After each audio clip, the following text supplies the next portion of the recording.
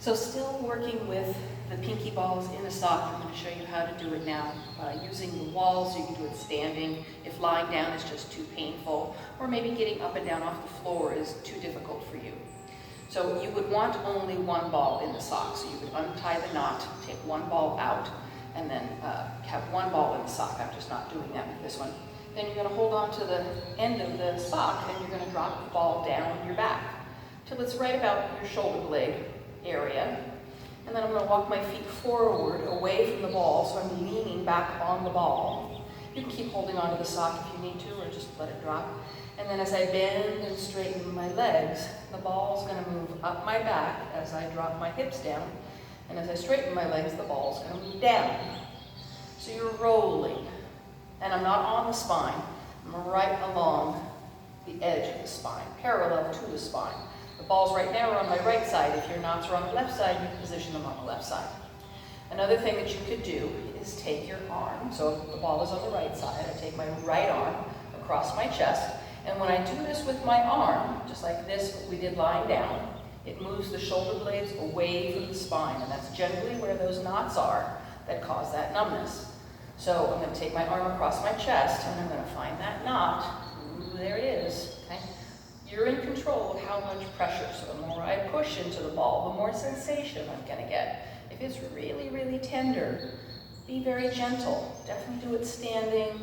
Take some deep breaths. Do it lying down on your bed. Like, if it's really sore, if it starts to spasm, go easy. If it's not that bad, then you can lie down and you can really dig in. But listen to your body. Use your common sense. You don't want to aggressively push on something that's painful. So another way to open the chest is to take a strap. Now this one is buckled, and you can see that it's pretty wide. When I put my hands in the strap, my arms are wider than my shoulder width. Now if you're very flexible in the shoulders, you would have the loop smaller. You might not even need a belt. You might be able to interlace your hands behind your back. If you don't like the idea of putting this on behind your back, if that makes it feel confining, then you can just hold onto the strap with your hands. I like to do it with the hands free, because then I can kind of control the rotation of my upper arm bone. This is your humerus. And generally, most of us want to rotate it externally. Okay, so I'm going to put the strap on my back. Right now, my arms are in a neutral position with my palms facing my side body. I'm going to externally rotate my humerus, which is going to turn my palms forward, and it's going to lift and open my chest.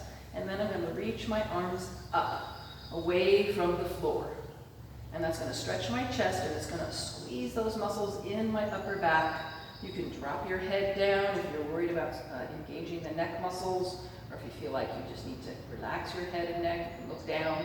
So from the side, this is a chest opener, okay? We do have to be aware that we're not pushing our rib cage forward. So you can do it standing, you can do it sitting in a chair, just kind of keep your ribs tucked in as you lift your arms. And we're looking for a stretch through here. If you feel the front of your shoulder, that means if you raise your arms and you feel right here, that means that the humerus is in a forward rotated position, and that's why you're feeling that.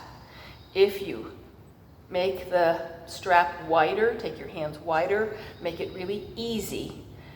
Externally rotate the humerus, okay? So this is internal rotation, head of shoulder drops down. This is external rotation. Palm turns up, humerus rotates externally, backwards. That's what's going to get the chest muscle. You might also try like lowering the arm, maybe a little further away from the body, a little closer to the body. So play around with the arm position until you find the stretch in your chest, down into your arm, not here, okay? If you're feeling it here, the head of the shoulder is rotated forward, and you need to externally rotate it and put the shoulder blades on your back body. Okay, so sometimes I call this masthead pose, okay? Like the lady on the head of a ship, on the bow of a ship. As you can see, the chest is very lifted and extended. So these kind of actions work too. You could use a band. You could just do this with your arms and no strap, as long as you feel like you're opening up those chest muscles. Now, last but not least, something nice and relaxing. What I'm going to do is I'm going to take